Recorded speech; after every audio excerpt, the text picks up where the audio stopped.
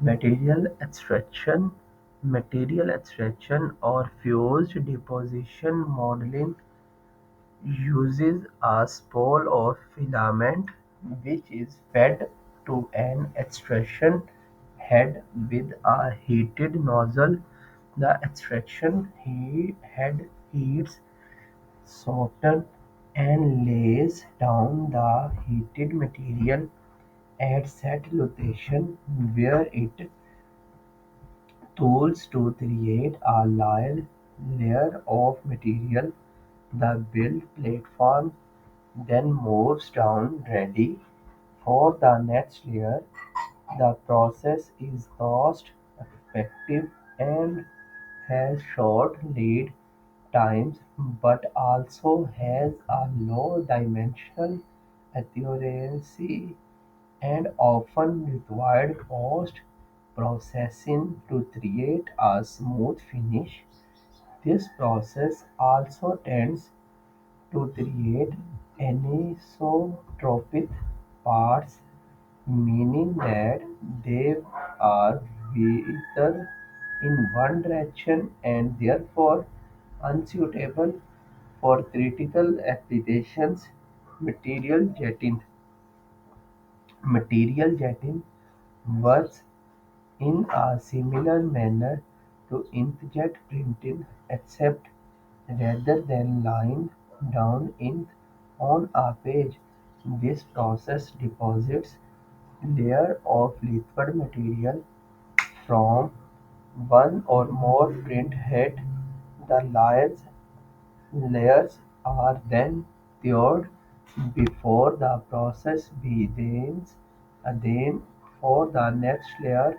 Material jetting requires the use of sport structures, but these can be made from a water-soluble material that can be washed away once the build is complete.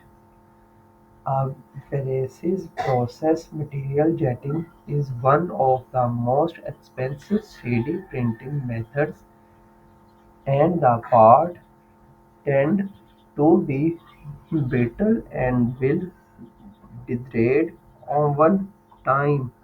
However, this process allows for the creation of full-color parts in a variety of materials.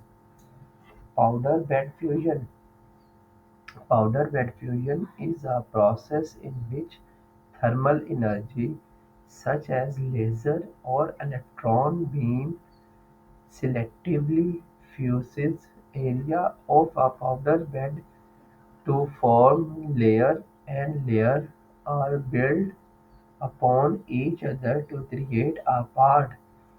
One thing to note is that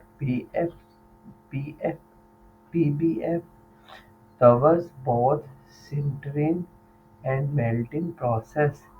The basic method of operation of all powder bed systems in the same are retorting blade or holder deposits a thin layer of the powder onto the build platforms.